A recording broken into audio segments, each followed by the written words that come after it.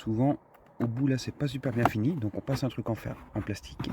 Surtout du plastique, hein, pas de ferraille. Voilà. Donc une carte de bancaire ça peut suffire.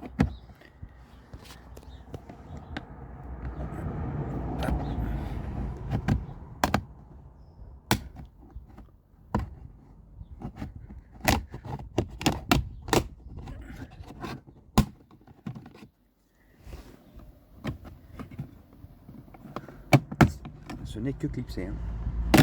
Et voilà. Dans le bas de la porte, un boulon de 7, bien sûr que personne n'a. À l'intérieur, une clé Torx. Il y en a une là et une un peu plus profonde. On va essayer de mettre un peu de lumière, voilà, comme ça vous le voyez. Et là aussi. Et dans la poignée. Donc en fait 4 boulons seulement. On a accès à la prise du lave-vitre. Donc on la débranche. Ensuite on va déclipser la porte. Alors souvent il faut utiliser un bras assez long qui fasse levier. Alors moi je prends une cuillère en bois. Parce que ça évite d'abîmer le plastique et de rayer la carrosserie. Et puis on va se servir de cette cuillère pour tourner. Voilà. Hop, tout doucement. On fait un peu le tour. On fait un peu le tour. Jusqu'à ce qu'on entende les clips se déclipser. Pour décrocher le mécanisme d'ouverture de la porte, il y a juste besoin de tirer dans ce sens-là. Voilà. Vous tirez vers l'extérieur et il va se déclipser du panneau de porte intérieur. Panneau de porte intérieur qui voilà, est déposé. Vous remarquerez l'isolation. Et donc là maintenant, il suffit tout simplement d'aller percer un petit trou de 2 mm à cet endroit-là, juste au-dessus de la vis, pour pouvoir y mettre notre LED. Donc sur de la plasturgie, on perce toujours les petits trous inférieurs à 2 mm avec un mandrin à main. Hein, comme ça en plus ça tourne pas trop vite, ça fait pas fondre le plastique. Notre trou maintenant fini, on va y enfoncer tout simplement le canon de notre LED à l'intérieur qui fait également 2 mm comme la taille du trou. Voilà, on le pousse un peu. Hop. Voilà, il est pris.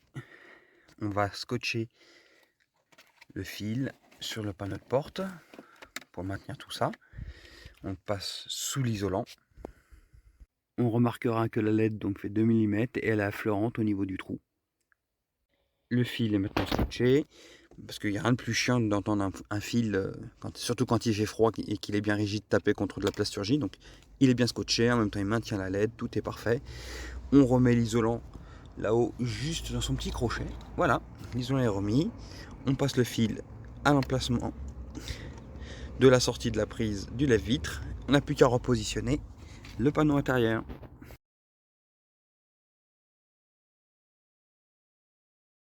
Maintenant, nous allons faire l'opération inverse. Nous allons tout remonter. Alors, on visse des vis sur des matières plastiques. Donc, pour visser une vis dans une matière plastique, il faut toujours desserrer.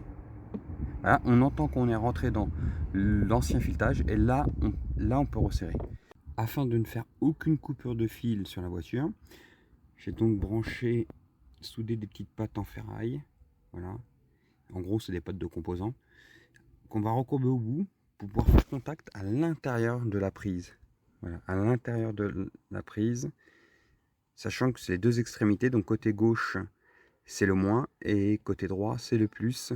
Donc c'est la lumière qui alimente le bouton de montée et descendre de vitre.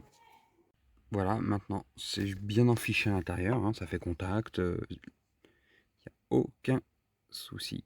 Donc maintenant il n'y a plus qu'à tout rebrancher. Avant de tout clipser, on vérifie que la lumière s'allume.